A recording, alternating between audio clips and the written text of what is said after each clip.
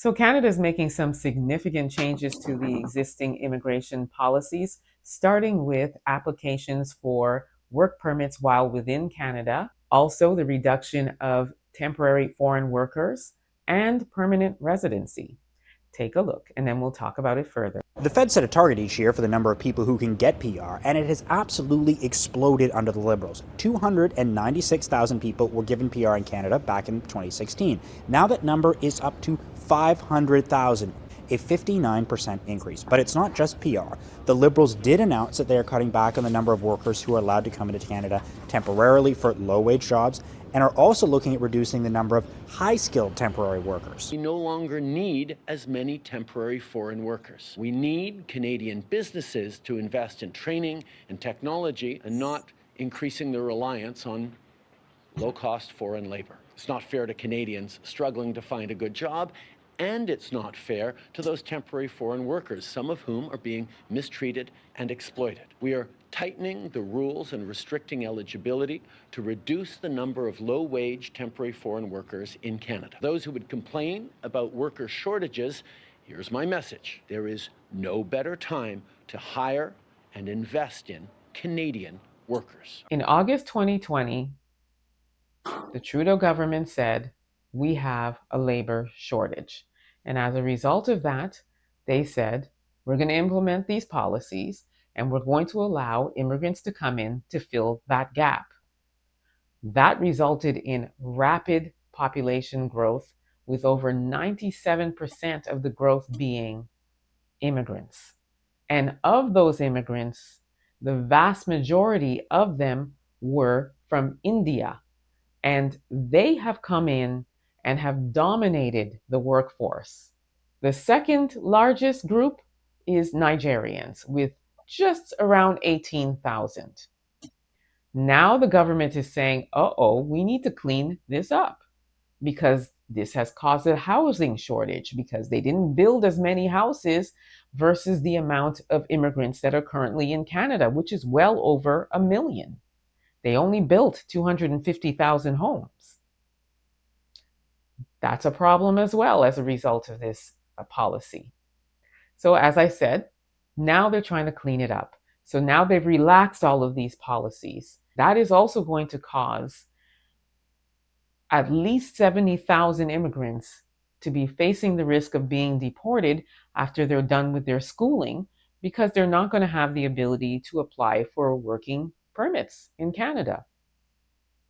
The temporary foreign workers program, that's going to impact Jamaican farm workers, for example, that come in, and other foreign workers.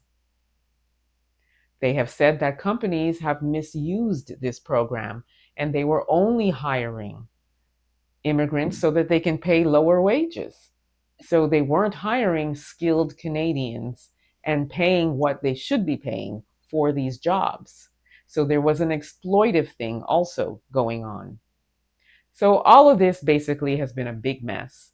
And now the Trudeau government facing election, and obviously Prime Minister Justin Trudeau not wanting to lose to Pierre Poilievre, is now saying, we need to fix this.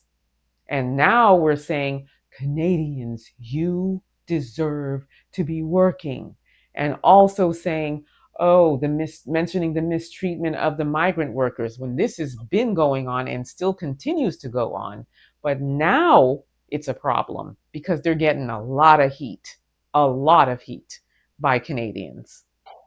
So in summary, the Trudeau government is saying, we made a mess and now we have to clean it up. So to all of the immigrants that we allowed in to the tune of 59% increase, sorry, but once you're done with your schooling, you have to go back to your country. Sorry, but temporary foreign workers, we're going to reduce the amount that come now. We need to focus on the Canadian citizens. We need to ensure that the 1.4 million Canadians that are out of work are accommodated.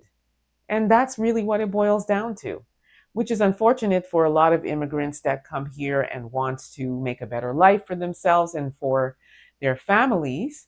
But as a result of the mess that the Trudeau government made, this is where we're at. But Um. So, I don't know how to start to react to this. But I will say before I will say I have two major points to say here. Before that, those 2 points. I would say politicians. That's who they are. Um. That's one of the bad things, negative about democracy. When the election time comes, they will look at what will gain the votes, even if it's going to affect or to the detriment of the voters or the nation or the economy. They don't care.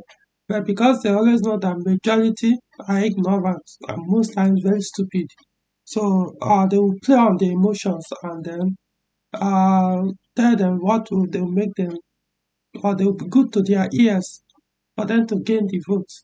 So now election time is coming, and maybe the policy that voted them in uh, is harming the economy. You know, so those policies they realize that if you continue to use this in a campaign, we're going to lose the election. So let's reverse it. At least, if not for anything, so that I can use it to win the election. So they flip flop. They are never stable. Most of them, there are some that are very disciplined. Um, yeah, disciplined enough to stick to their words. This is who they are. This is what they believe in, and doesn't mean that you're, you're, you can't change your mind on certain things when you are convinced that your position is not correct on a particular subject. But then, there's something called core belief. So, if you fall. Anyway, that is it for the politicians. Now to right to the uh this news, because I think this thing happened late August 2024, maybe like a week or 2 weeks ago. That they made this pronouncement. Don't know if they made it a law already. Maybe I don't, who knows. I don't live in Canada. What I would say is this: for the Canadians, you need to understand. As much as I'm in Nigeria, I live in Nigeria. I know people who are in Canada doing well. Nigerians that are in Canada doing well. And most, if not, I don't know, but contributing to the growth of Canada. But you should understand that we are there to replace you. I don't know how it's going to sound to you. But basically, they are asking us to come over to replace you guys. Why? Just like I pointed out in terms of policies, you guys made policies or laws that will lead to your destruction by encouraging women not to give birth. Yeah, encourage women, you don't care, let them focus on their career, don't get married, focus on your career. By the time they get their degree, their masters, their PhD, who knows, or become professors or whatever they want. Again, career. They are already out of sexual marketplace. In other words, men will find them not just attractive but worthy enough to be a wife. Why marry somebody that is not won't be able to give you birth or give you a child? So what's the point? Most times they intentionally will be saying, most of these girls will be saying they don't want to marry, they don't want to have children because they look at having a family as an obstacle to their career. So they would rather focus on career and not have children, and also encourage abortion. Even if you are married, but uh, it can encourage you to keep aborting your child, your kids. Let me put it that way, so that it will stop you from going to pushing your career till you get to the top. Maybe when you now get to the top and you're 40 years or 45 years, maybe you can now decide to having kids, start having kids. I don't just get it. So your birth rate has been dropping. No workers. Government need that all those taxes to run. Mostly they need it. They need without humans to be there to build the economy, it will crumble. So they need hands. Since you guys are no longer reproducing yourself, so they came up with these policies of bringing in immigrants to grow the economy. Humans, as they are coming in, remember the same people that are being looked down on as not focusing, encouraging women to focus on their careers. The same women are the one producing babies to come and replace you, to come and be the workforce. So to you, it's bad that they are not focusing on their careers. They shouldn't be giving birth. However, the same birth they are giving are now good for your economy because you couldn't give those birth, you couldn't produce the same offspring to replace you and maintain or improve on the country economy. So I'll tell you this: if Canadians, if you continue on this, eventually your culture will be wiped out. Give a few more decades, wiped out. To now be populated by Africans, like they say, Indians, name it. It won't be a white nation anymore. Some will say, but it has never been a white nation. I don't know. I don't know the history of Canada, so maybe not say. But the original, I mean, just let's put it, you are going to be wiped away, and that's it. So that's one. Number two. Now this one is for Nigerians. I mean, it seems the door has been shut. The door has been closed because for the past few years, not last year, not this year, not last year, not 2 years ago, the Canadian government opened the door for immigrants to come in, and Nigerians have been trooping in. I mean, I know people who have moved in and relocated, and they're doing well. Like I say, it doesn't mean every Nigerian that relocated to Canada is a liability to the Canadian government or Canadian Canada itself. Some are actually, you know, better for Canadians than Nigeria, as they are contributing much better to the country's economy, growing their country. So they actually, for me, you could say maybe it was worth it that Canada got some of these people to work for them. But as much as we are all selfish, we want something good, but then um,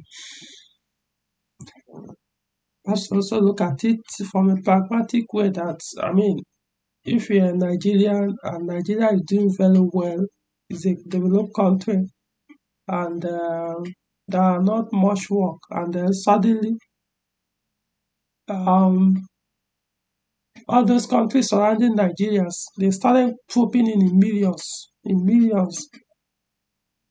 What is you think going to happen?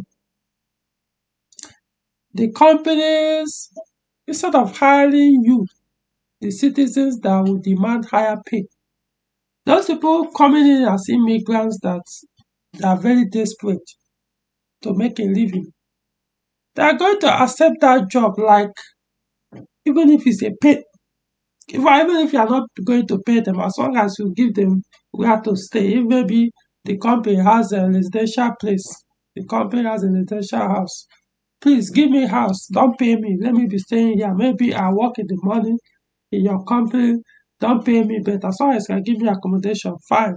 Then in the evening, I'll go and work elsewhere. Though maybe those people will be paying me, no matter how small, so I can be using it to feed till I figure out myself. They will take you guys who are Canadians out of the market force or labor force.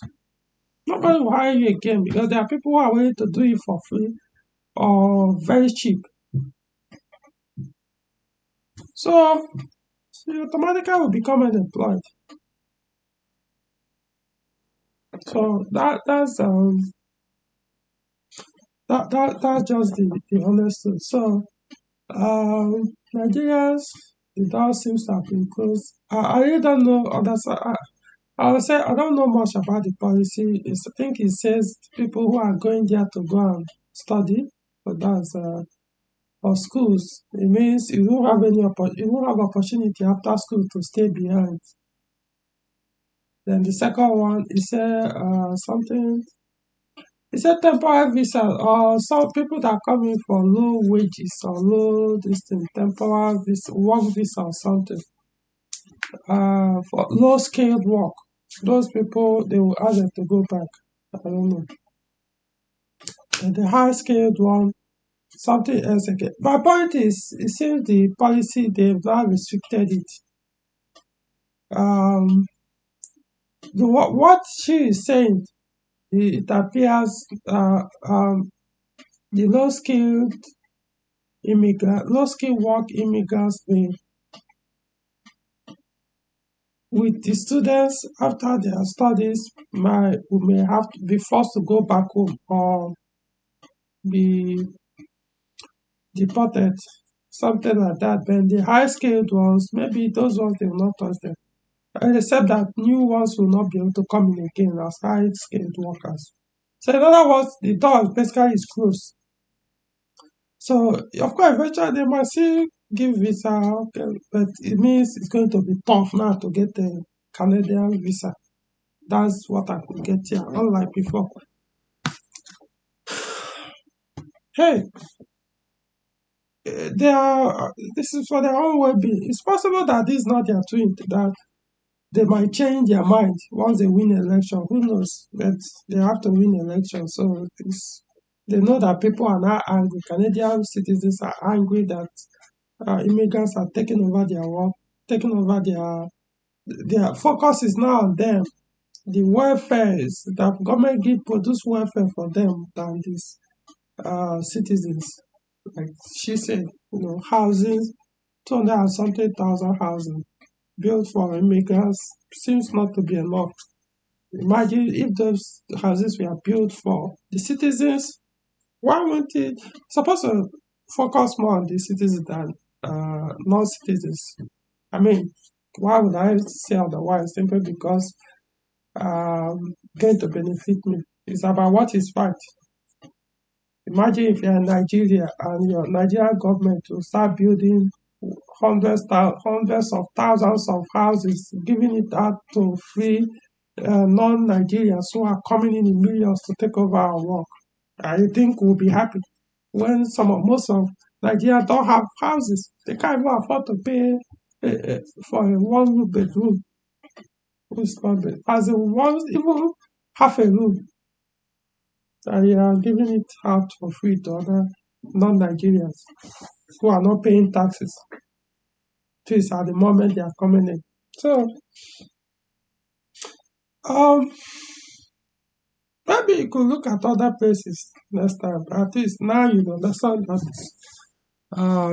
it won't be easy again to get a Canadian visa. Hey, and also try to understand where they are coming from. Like I said, who knows? I don't even know tomorrow. To say, oh, that I won't go to Canada. What I'm just saying is, I understand why they are asking for this. The Canadian citizens are asking for this. Those who are already there, they are most likely not going to be affected, especially the high skilled ones. Or maybe even the low skilled workers might not be affected. Who knows? But the point is, new ones coming in, that's where the problem is going to be. So, then maybe the students over there might have a problem staying back after they are done with their school. So, hey, um, hopefully, I don't know. I don't know. You see, election came, this past election in Nigeria, we all make it tribal. It wasn't, you could say some still took it as religious, but then mostly it was tribal.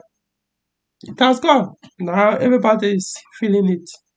Most people are running away now, including people that voted in this mess. They're all running away. You want to jabba jabba. Hey, created this mess.